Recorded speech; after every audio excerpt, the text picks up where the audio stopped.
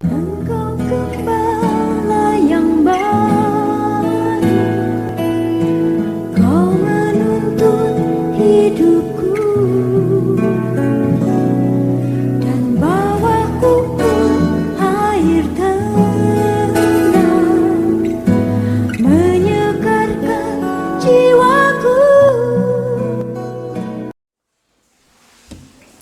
Pertama-tama saya mengucapkan puji syukur kepada Tuhan. Oleh karena kemurahan hati Tuhan, kita dimungkinkan untuk mengusahakan ibadah doa penyembahan.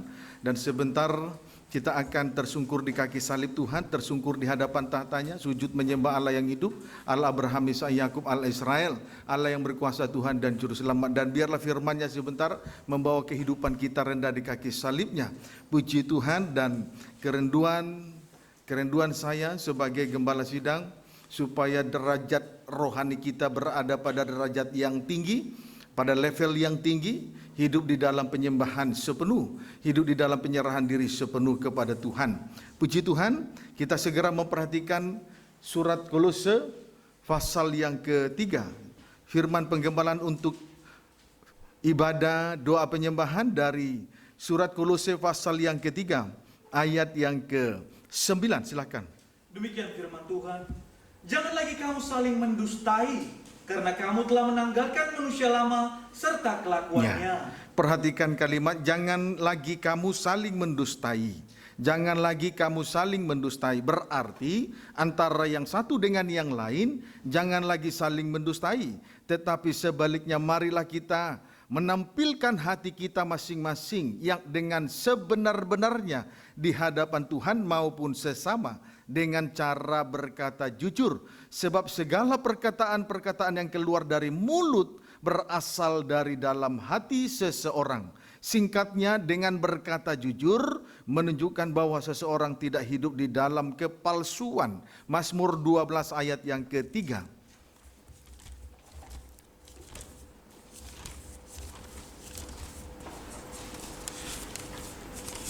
Ya, silakan. Demikian firman Tuhan. Ya. Mereka berkata dusta Ya. seorang kepada yang lain. Terus? Mereka berkata dengan bibir yang manis dan hati yang bercabang. Puji Tuhan. Yang dimaksud dengan berkata dusta ialah berkata dengan bibir manis, tetapi hatinya bercabang. Dengan lain kata, hatinya tidak semanis dan tidak seindah perkataan-perkataan yang keluar dari mulutnya. Contoh Wahyu 13 ayat 11. Contoh Wahyu 13 ayat 11.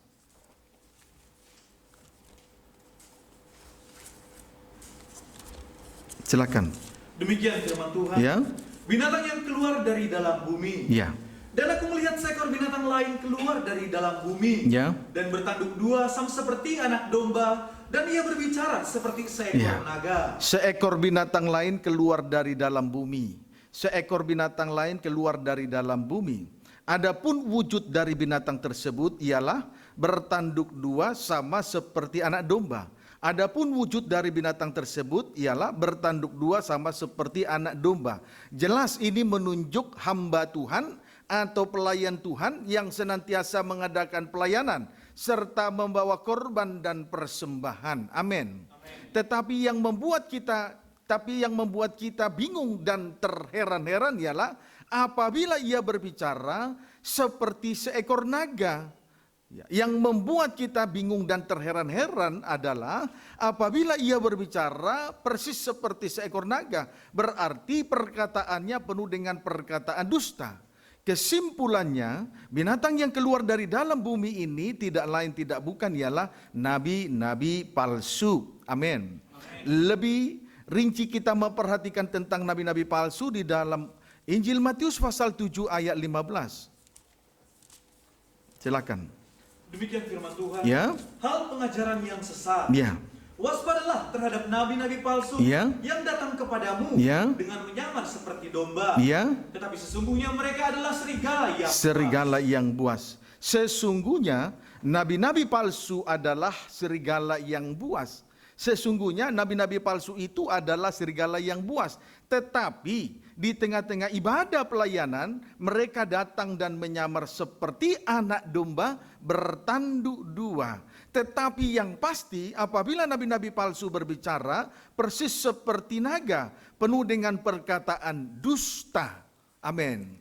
Mari kita melihat hal itu di dalam 1 Timotius 4 ayat 1 sampai 2. Dan di hari-hari terakhir nabi-nabi palsu, wujud mereka akan semakin terlihat dengan nyata. 1 Timotius 4 ayat yang pertama sampai dengan ayat yang kedua, silakan. Demikian firman Tuhan. Tugas Timotius dalam menghadapi pengajar sesat. Ya.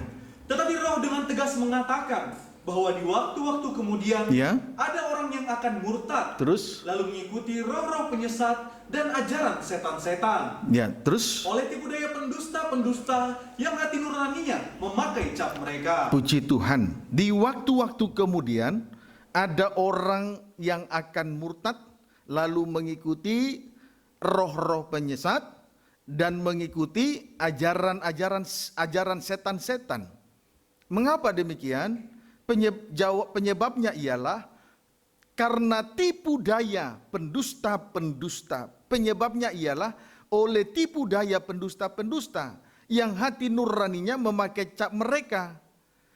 Dengan lain kata, melayani tetapi memakai cap mereka. Melayani tetapi hati mereka memakai cap mereka. Sama seperti daging yang diselar dengan besi panas, susah dihapus, sangat susah diluruskan. Sekalipun salah, tetap saja merasa diri benar. Amin. Puji Tuhan. Itu akan terjadi nanti di hari-hari kemudian. Di hari-hari terakhir ini memang sudah semakin terlihat.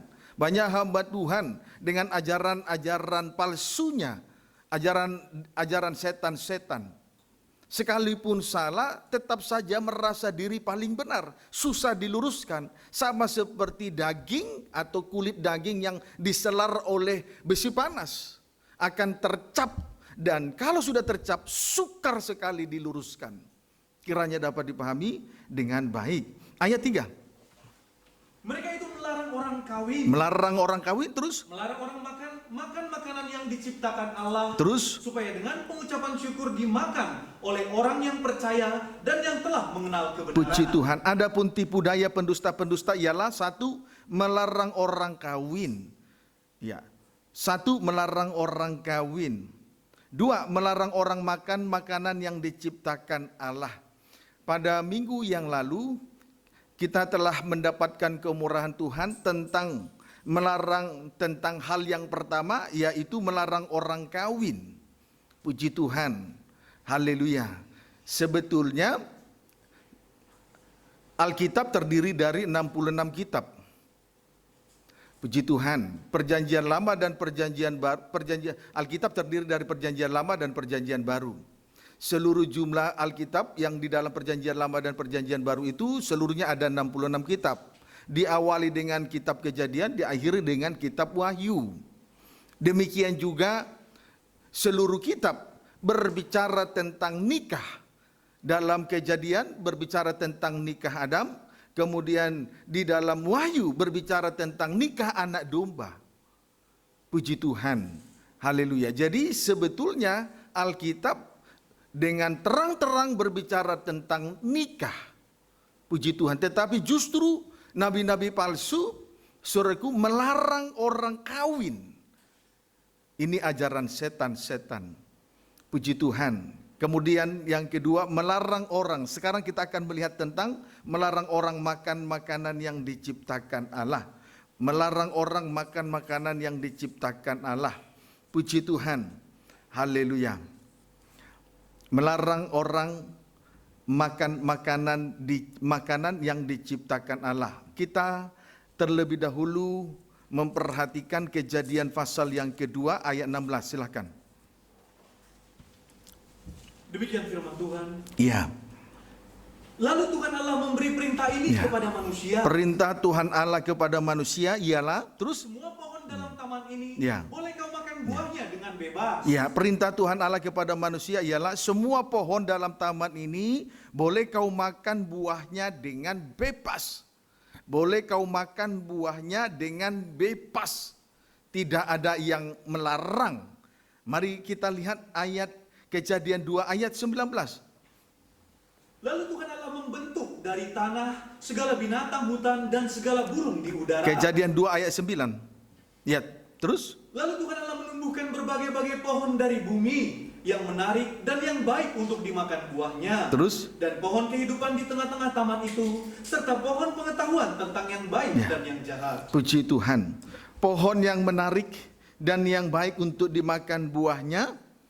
Kemudian, dan buah pohon kehidupan. Jadi, jadi saudaraku, makanan, jadi perintah Tuhan Allah kepada manusia, semua pohon dalam taman ini boleh kamu makan buahnya dengan bebas. Itu Kejadian 2 ayat 16. Puji Tuhan. Yang dimaksud di sini adalah secara rinci buah dari pohon. Semua pohon dalam taman ini boleh kamu makan buahnya dengan bebas. Buah pohon apa yang dimaksud? Kejadian 2 ayat yang ke-9. Antara lain buah pohon yang dimakan dengan bebas, maksudnya di sini antara lain, 1,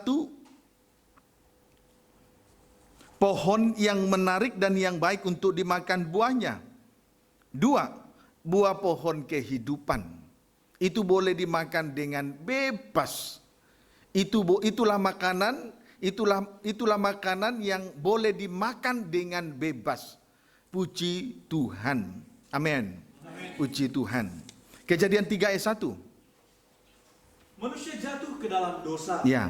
Adapun ular ialah yang paling cerdik dari segala binatang di darat yang dijadikan oleh Tuhan Allah. Puji Tuhan. Terus? Ular itu berkata kepada perempuan itu, tentu Allah berfirman, semua pohon dalam taman ini jangan kamu makan buahnya, bukan? Tetapi ular itu melarang manusia itu untuk makan buah pohon yang diperintahkan untuk dimakan dengan bebas.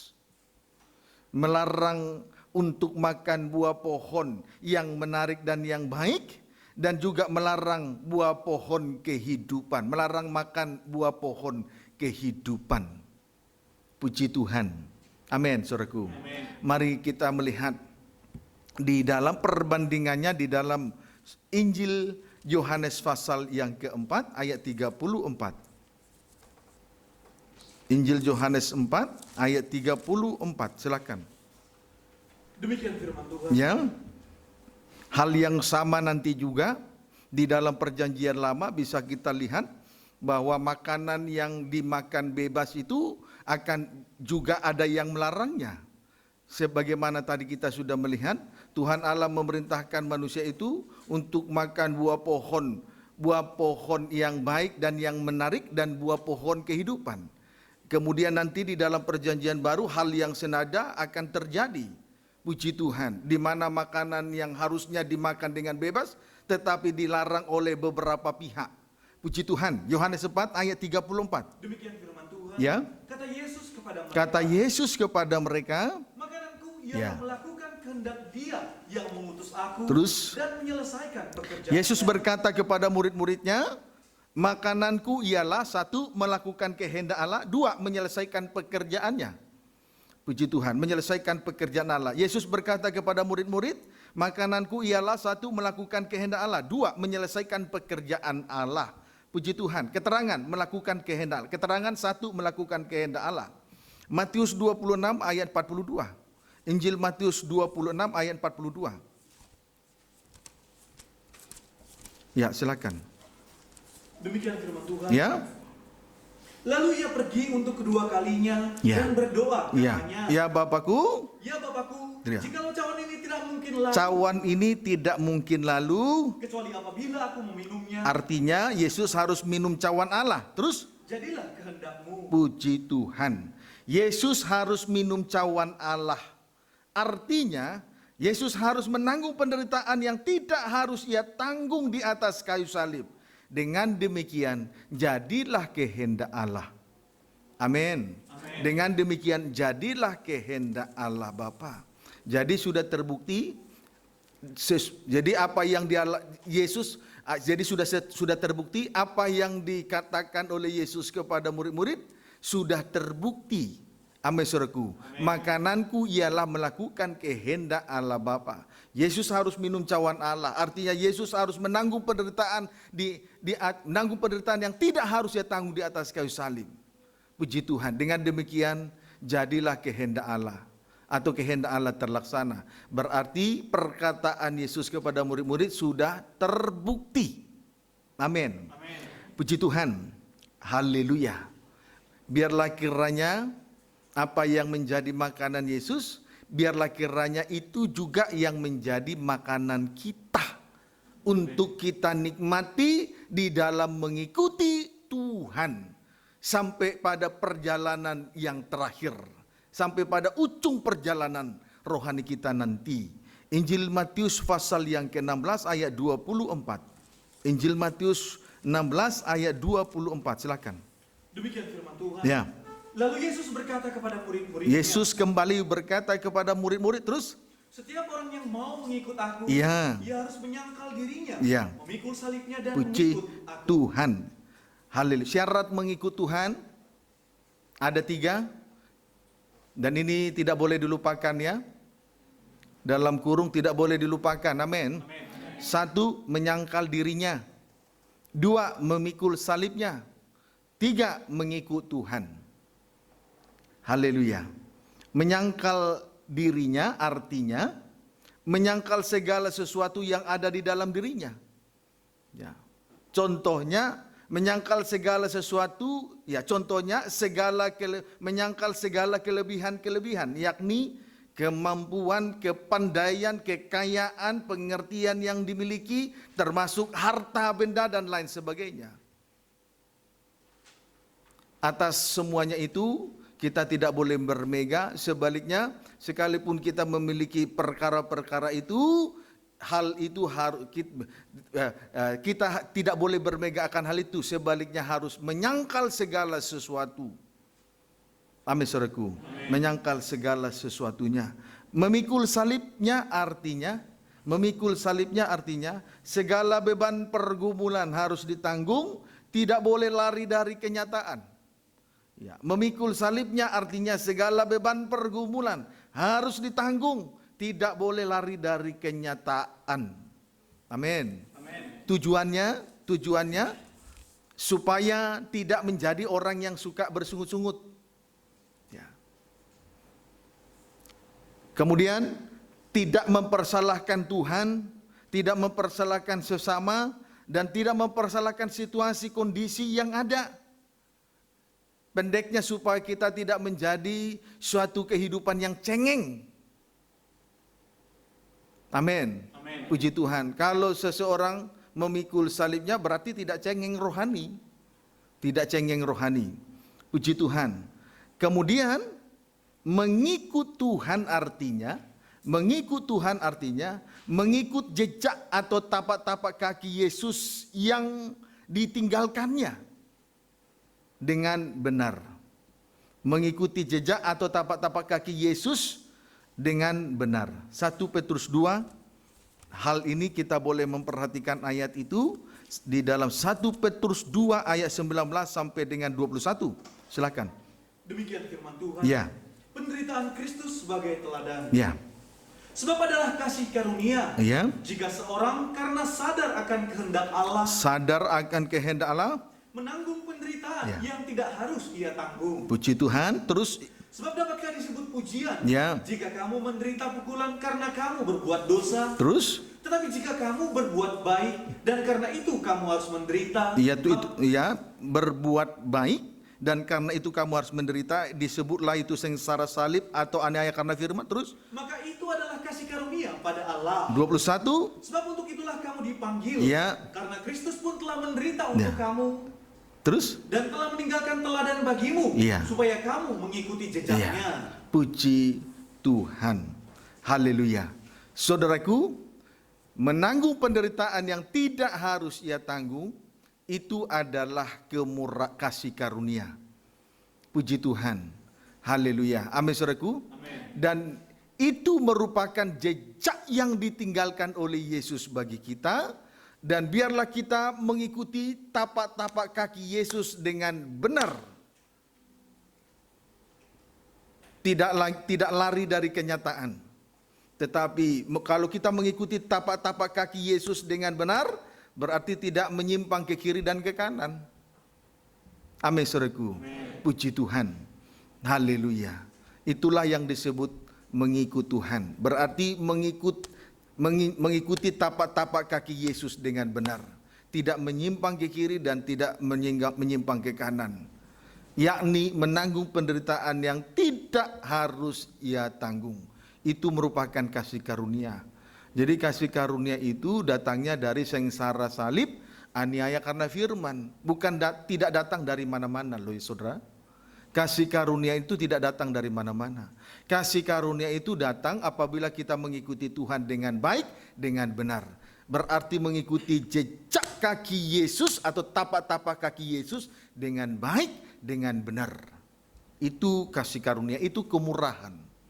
Kiranya dapat dipahami dengan baik. 1 Korintus 1 ayat 22 sampai 23. 1 Korintus 1 ayat 22 sampai 23. Baca. Demikian firman Tuhan. Ya. Orang-orang Yahudi menghendaki tanda, Ya.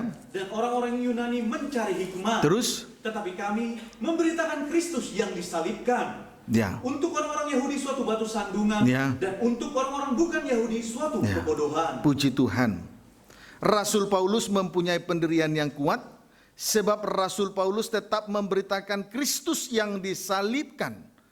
Perhatikan dengan baik-baik. Bagi orang Yahudi itu merupakan suatu batu sandungan, kemudian bagi orang Yunani itu merupakan suatu kebodohan. Ya, pemberitaan firman tentang salib Kristus bagi orang Yahudi adalah suatu batu sandungan, sedangkan bagi orang Yunani itu adalah suatu kebodohan. Tetapi sekalipun demikian, Rasul Paulus mempunyai pendirian yang kuat. Ia tetap memberitakan tentang Kristus yang disalibkan. Sekalipun itu merupakan suatu batu sandungan bagi orang Yahudi dan juga menjadi suatu kebodohan bagi orang Yunani. Dia tetap memberitakan tentang Kristus yang disalibkan itu. Dia tidak berubah dari pendiriannya. Amin, saudaraku. Amin. Ia tidak berubah dari pendiriannya. Puji Tuhan. Mengapa demikian? Mengapa demikian? Mengapa orang-orang Yahudi tersandung terhadap pemberitaan tentang salib Kristus? Sebab orang-orang Yahudi menghendaki tanda ataupun mukjizat. Ya, karena orang Yahudi menghendaki tanda ataupun mukjizat, sedangkan orang Yunani mencari hikmat. Puji Tuhan. Pemberitaan firman tentang salib Kristus bagi orang Yahudi itu suatu batu sandungan. Mengapa demikian? Karena orang Yahudi menghendaki tanda atau mukjizat.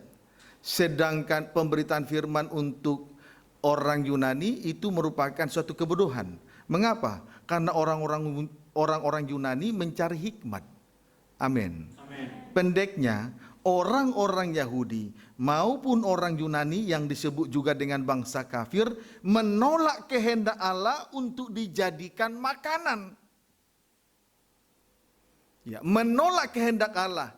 Dengan lain kata, menolak makanan yang dijadikan oleh Allah. Mengapa mereka menolak? Karena orang-orang Yahudi menghendaki tanda. Tetapi tanda-tanda ataupun mukjizat. Saudaraku, sejuta kali mukjizat terjadi di depan mata, tapi kalau salib tidak ditegakkan di tengah ibadah dan pelayanan, semuanya nol, tidak ada artinya. Puji Tuhan. Sedangkan orang Yunani mencari hikmat. Mereka datang dan beribadah, mereka beribadah dan melayani hanya untuk mencari hikmat. Hanya untuk memperoleh pengetahuan, pengertian. Sama seperti ahli Taurat. Mengerti Taurat, menguasai Taurat tetapi tidak menjadi praktek.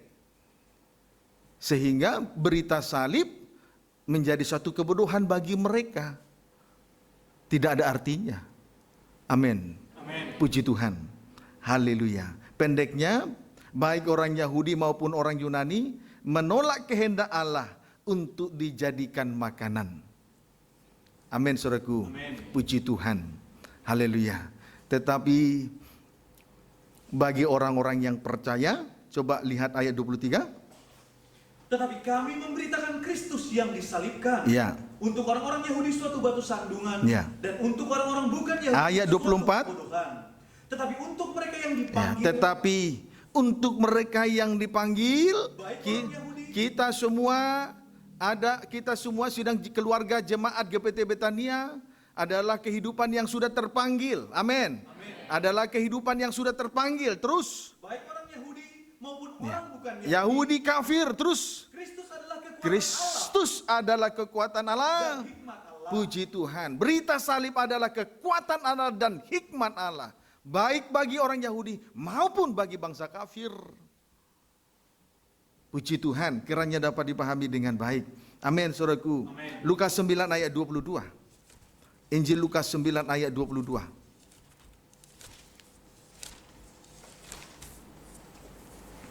Silakan. Demikian firman Tuhan. Ya. Dan Yesus berkata, Yesus berkata, Anak manusia harus menanggung banyak penderitaan ya, dan ditolak oleh tua-tua, Ya. imam-imam kepala dan ahli-ahli Taurat. Ya, terus? Lalu dibunuh dan dibangkitkan pada hari ya. ketiga. Puji Tuhan. Anak manusia harus menanggung banyak penderitaan dan ditolak oleh orang-orang Yahudi, yakni tua-tua, imam-imam kepala, dan ahli-ahli Taurat. Saudara, menolak kehendak Allah, kesimpulannya orang-orang Yahudi menolak kehendak Allah sebagai makanan yang telah dijadikan Allah. Menolak kehendak Allah sebagai makanan yang dijadikan oleh Allah. Puji Tuhan. Amin. Amin. Ayat 23. Baca. Katanya kepada mereka semua, Iya.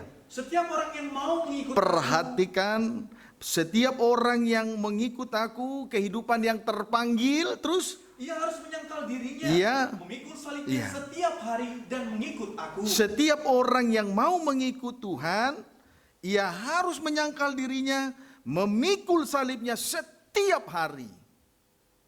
Puji Tuhan. Kesimpulannya, kehendak Allah sudah seharusnya menjadi makanan kita sehari-hari. Amin. Kesimpulannya, kehendak Allah sudah seharusnya menjadi makanan kita sehari-hari. Itu bukan lagi makanan asing bagi kita. Itu bukan makanan liar. Itu bukan makanan yang ada racunnya. Itu makanan kita sehari-hari, yakni melakukan kehendak Allah Bapa. Amin. Itu makanan yang sesungguhnya.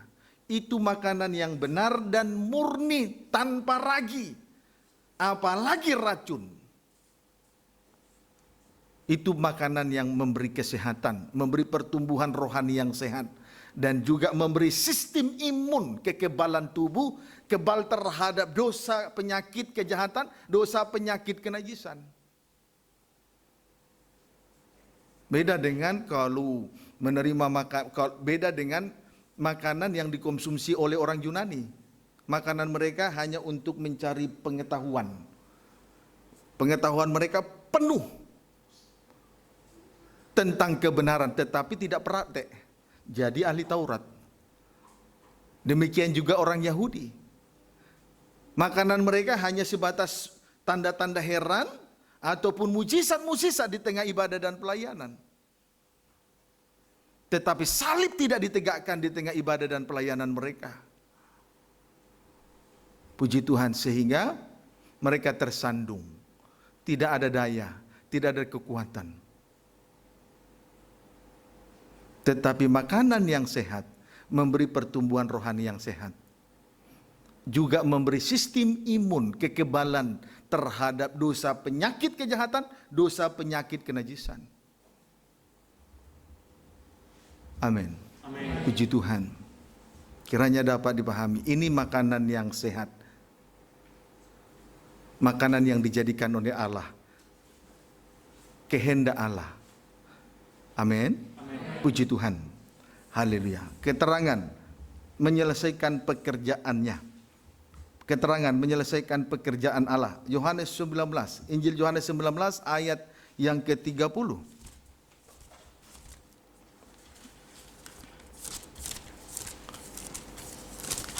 Ya, silakan. Demikian firman Tuhan. Ya.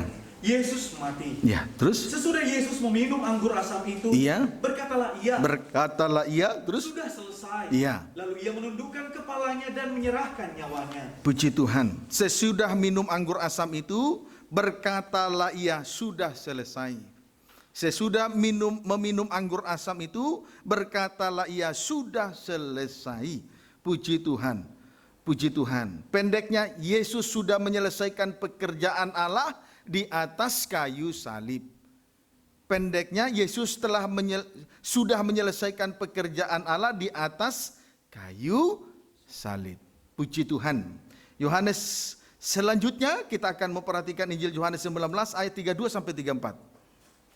Boleh 31? Lambung Yesus ditikam. Iya. Karena hari itu hari persiapan. Apa tanda bahwa Yesus telah menyelesaikan pekerjaannya? Apa tanda bahwa Yesus telah menyelesaikan pekerjaannya? Ayat 19 Yohanes 19 ayat 32 sampai 34. Langsung 32 saja. Maka datanglah prajurit-prajurit, Ya. lalu mematahkan kaki orang yang pertama Penjahat yang di sebelah kiri, terus dan kaki orang yang lain yang disalibkan bersama-sama dengan Yesus. Ya. Tetapi ketika mereka sampai kepada Yesus Ya. dan melihat bahwa ia telah mati, sedangkan penjahat di kiri kanan Yesus belum mati. Supaya mereka mati segera harus dipatah-patahkan tulang-tulangnya, tulang-tulang kakinya. Amin, saudaraku. Amin. Karena itu hari persiapan untuk mempersiapkan hari Sabat, hari besar bagi orang Yahudi. Terus? dan melihat bahwa ia telah mati. Sementara Yesus telah mati, sudah selesai. Amin, saudaraku. Amin. Sudah selesai, sebab ia sudah mati, sudah selesai dan sudah menyelesaikan pekerjaan Allah di atas kayu salib. Puji Tuhan. Terus Mereka tidak mematahkan kakinya, ayat 34. tetapi seorang dari antara prajurit itu Iya. menikam lambungnya Iya. dengan tombak Iya. dan segera mengalir keluar darah dan air. Ayat yang telah dibaca ini jelas berbicara tentang pembangunan tubuh Kristus. Dengan lain kata, terwujudnya kesatuan tubuh, sebab tidak ada satupun dari tulang-tulangnya yang dipatahkan. Tidak ada satupun dari tulang-tulang Yesus yang dipatahkan. Berarti dengan demikian terwujudlah kesatuan tubuh Kristus. Dengan lain kata, terwujudnya pembangunan tubuh Kristus yang sempurna. Itulah tubuh mempelai. Puji Tuhan. Amin, saudaraku. Haleluya. Kiranya dapat dipahami dengan baik. Kejadian pasal 2.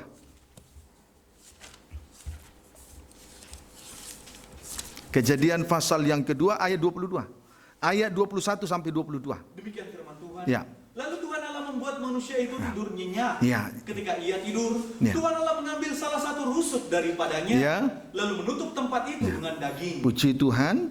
Hal itu sudah dikerjakan oleh Yesus di atas kayu salib. Tadi sudah kita baca di dalam Injil Yohanes pasal 19. Jadi apa nubuatan daripada Kejadian pasal 1 ayat 21, Kejadian 22 ayat 21 sampai 22 sudah tergenapi di atas kayu salib. Amin. Amin, saudaraku. Nubuatan Kejadian 2 ayat 21 sampai 22 sudah tergenapi di atas kayu salib. Kita hanya melihat persamaannya saja. Terus Dan dari rusuk yang diambil Ya. Tuhan Allah dari manusia itu, tombak lambungnya, terus dibangunnyalah perempuan, dibangunnyalah seorang perempuan. Terus lalu dibawanya kepada manusia itu. puji Tuhan. Allah mengambil salah satu rusuk Adam, dan dari rusuk itulah Allah membangun seorang perempuan, lalu dibawa kepada Adam. Dengan demikian terwujudnya pembangunan tubuh Kristus yang sempurna. Itulah yang disebut tubuh mempelai. Dari mana terbangun atau terbentuknya perempuan itu? Perempuan itu dibangun dari salah satu rusuk yang diambil oleh Allah. Amin, saudaraku. Ini ayat 21 sampai ayat 22 ini berbicara tentang terwujudnya pembangunan tubuh Kristus. Itulah yang disebut tubuh mempelai. Terwujudnya pembentukan, terwujudnya kesatuan tubuh. atau disebut pembangunan tubuh Kristus yang sempurna, itulah yang disebut tubuh mempelai. Tubuh yang sempurna itu tubuh mempelai. Kalau masih anggota tubuh itu masih bercerai, terpisah-pisah, itu belum terwujud kesatuan tubuh, belum sempurna. Tapi setelah terwujudnya kesatuan tubuh, itulah yang disebut pembangunan tubuh Kristus yang sempurna. Itulah yang, dengan lain kata, itulah yang disebut tubuh mempelai. Setelah terwujudnya pembangunan tubuh Kristus yang sempurna, ayat 23, Lus. Lalu berkatalah manusia itu, Iya. inilah dia. Berkatalah Adam, terus? Inilah dia, Iya. tulang dari tulangku, Iya. dan daging dari dagingku. Puji Tuhan, tadi Yesus, tulang-tulang Yesus tidak ada yang dipatah-patahkan, amin. Inilah dia, tulang dari tulangku dan daging dari daging, terus. Ia akan dinamai perempuan, Iya. sebab ia diambil dari laki-laki. Puji Tuhan. Lalu selanjutnya Adam berkata, inilah dia, tulang dari tulangku dan daging dari dagingku. Puji Tuhan. Haleluya. Sudah selesai. Inilah pekerjaan Allah yang terakhir, yaitu terwujudnya pembangunan tubuh Kristus yang sempurna. Setelah terwujudnya pembangunan tubuh Kristus yang sempurna di atas kayu salib, Yesus berkata, sudah selesai. Artinya Yesus telah menyelesaikan pekerjaan Allah di atas kayu salib, yakni terwujudnya pembangunan tubuh Kristus yang sempurna. Maka ini harus kita perhatikan dengan sungguh-sungguh, dimulai dari dalam nikah. Dimulai dari dalam nikah. Laki-laki akan meninggalkan ayah dan ibunya dan bersatu dengan istrinya. Dan mereka bukan lagi dua, melainkan satu. Kemudian di dalam penggembalaan yang lebih besar, itulah kandang penggembalaan. Nikah yang lebih besar, itulah kandang penggembalaan. Kita semua harus menjadi satu. Tidak boleh terpisah. Anggota tubuh yang satu dengan anggota tubuh yang lain tidak boleh terpisah hanya karena dosa kejahatan dan dosa kenajisan. Amin. Haleluya. Kita juga harus turut menyelesaikan pekerjaan Allah yang besar ini. Lahir batin. Puji Tuhan. Kiranya dapat dipahami dengan baik. Amin, saudaraku. Amin. Haleluya. Nah, sekarang kita akan melihat Kisah Rasul 2 ayat 19 sampai 21.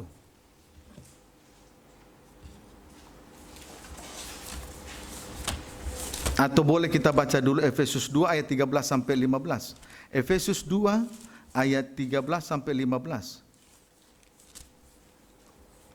Efesus 2 ayat 13 sampai 15, silakan. Demikian firman Tuhan. Ya. Dipersatukan di dalam Kristus. Iya. Tetapi sekarang di dalam Kristus Yesus, Boleh baca 12? bahwa waktu itu kamu tanpa Kristus, Inilah kondisi dari bangsa kafir, terus? tidak termasuk keluarga Israel, Iya, bukan orang Yahudi, terus? dan tidak mendapat bagian dalam ketentuan-ketentuan yang dijanjikan, Iya.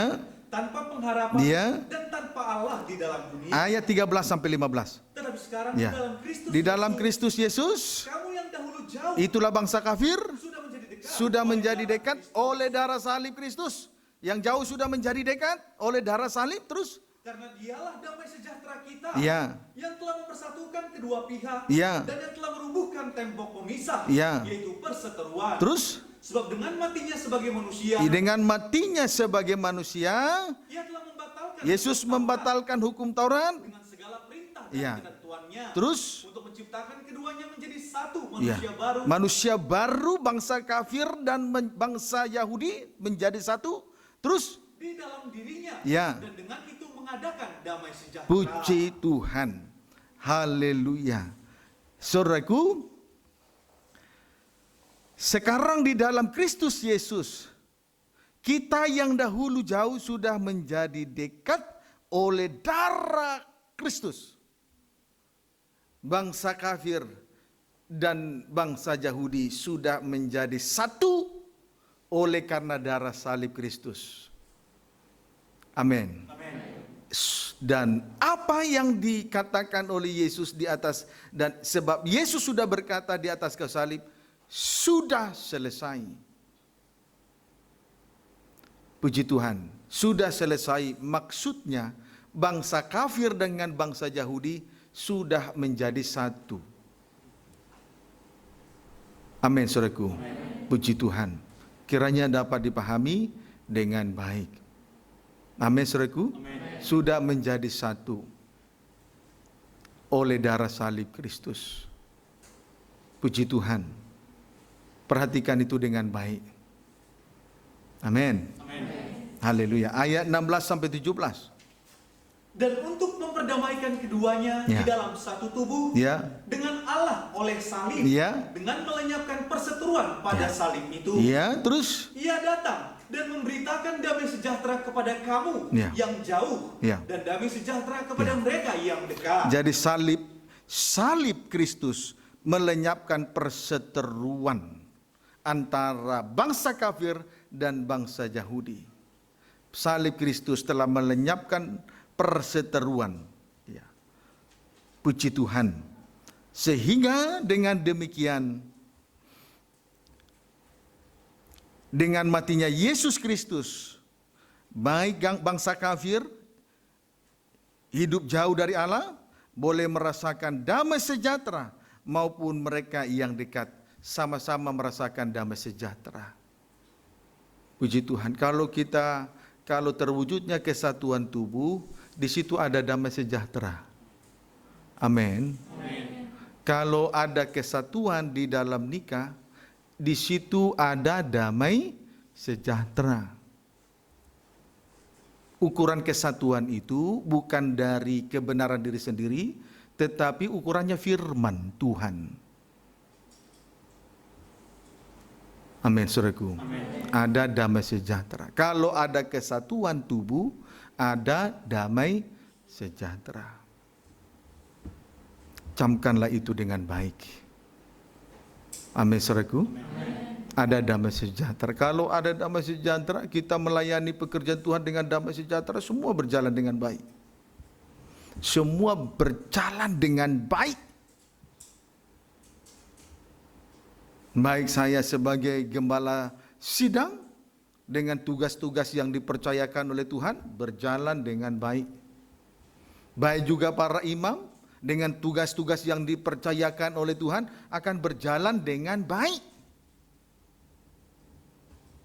Puji Tuhan, kiranya dapat dipahami dengan baik. Amin, saudaraku. Kisah Rasul 20, ayat-ayat terakhir. Kisah Rasul 20 ayat 19 sampai 21.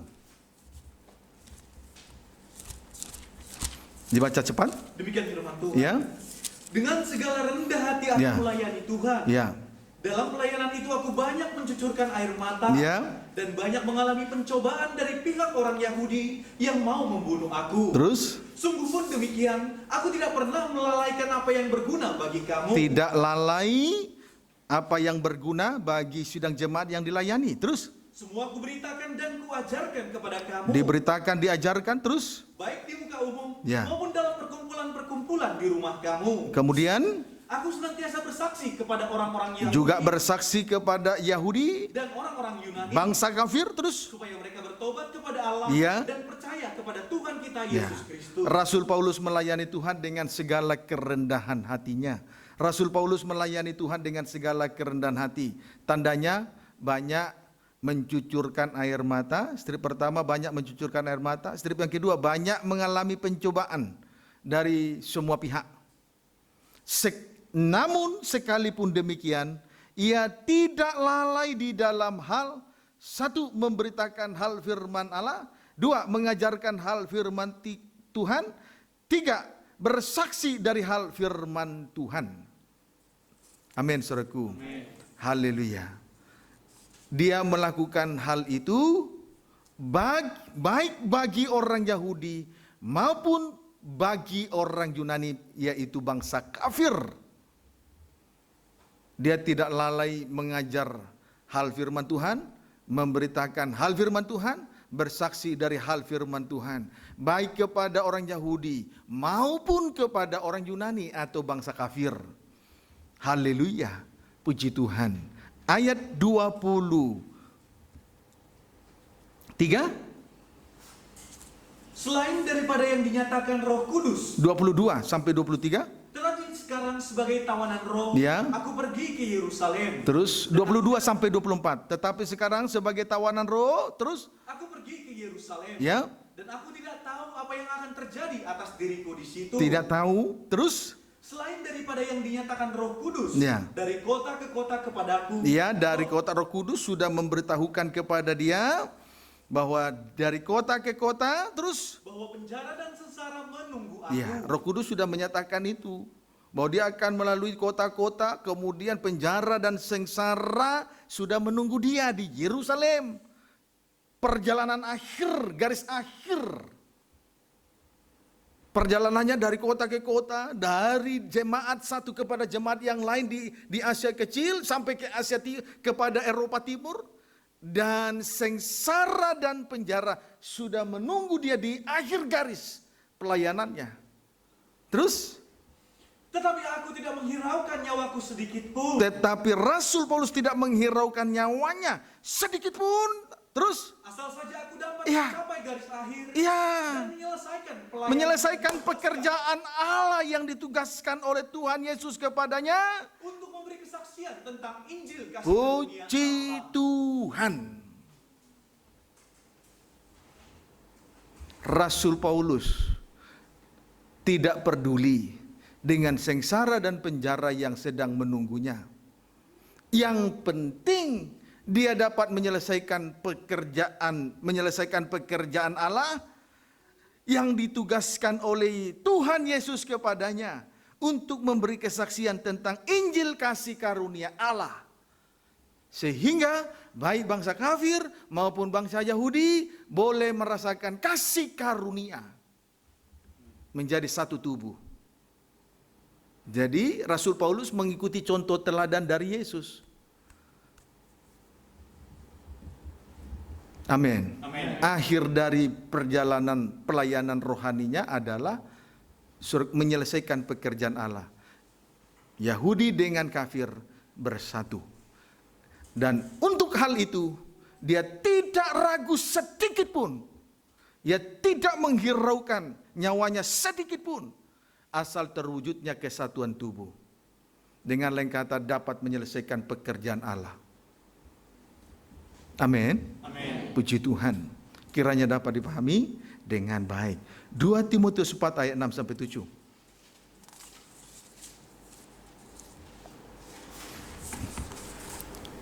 Demikian firman Tuhan. 2 Timotius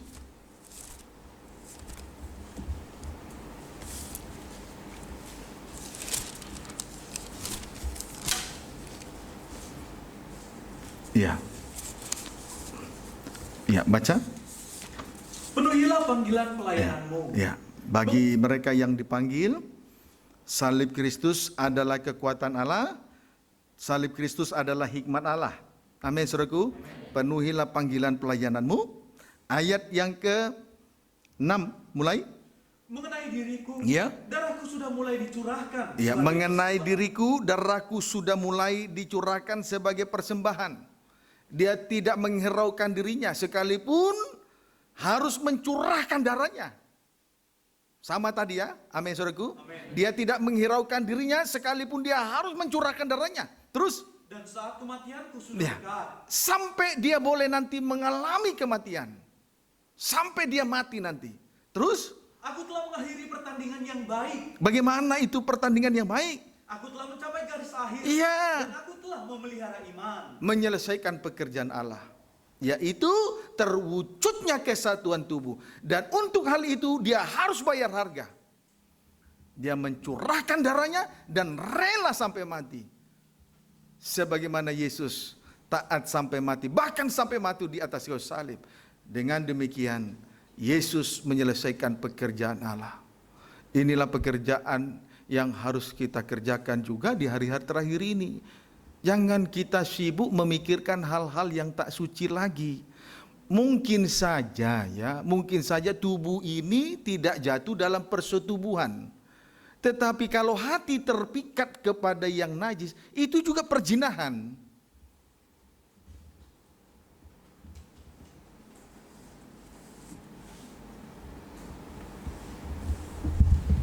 Amin.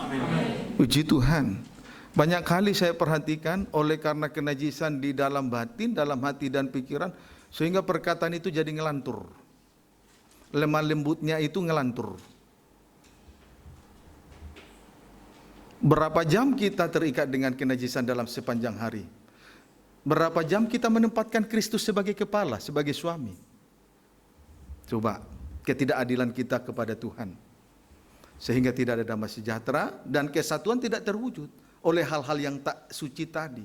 Tetapi Rasul Paulus tidak menghiraukan nyawanya sedikit pun. Bahkan dia mempersembahkan darahnya sebagai korban. Dan dia rela mati asal saja terwujud kesatuan tubuh. Menyelesaikan pekerjaan Allah.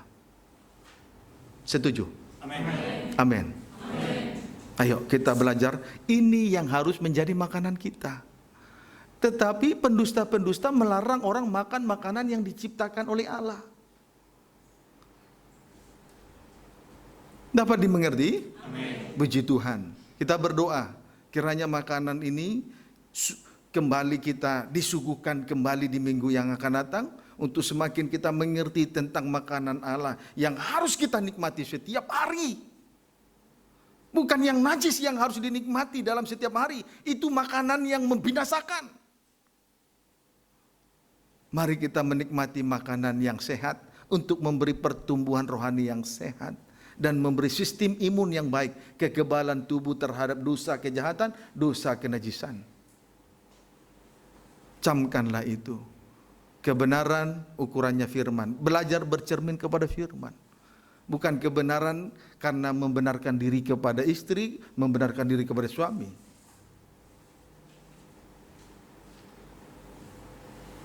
Kalau sudah salah, mari kita berubah. Jangan kita serang balik orang lain dengan cara membenarkan diri. Itu arogan, tidak mau berubah. Saya banyak melihat seperti itu. Mungkin saya tidak menegur, tetapi hati saya selalu berkata-kata di dalam jiwa. Melihat hal-hal yang seperti itu. Tapi biar kita semua satu dengan yang lain, saling menopang. Supaya pekerjaan ini selesai dengan baik. Pekerjaan Allah harus selesai. Amin, saudaraku. Tidak boleh egosentris, tidak boleh ego. Belajar berubah. Menurut kebenaran firman, bukan membenarkan diri dengan kebenaran diri sendiri. Nanti pekerjaan Allah pasti selesai. Amin. Inilah makanan yang dijadikan oleh Allah. Tuhan Yesus memberkati kita semua.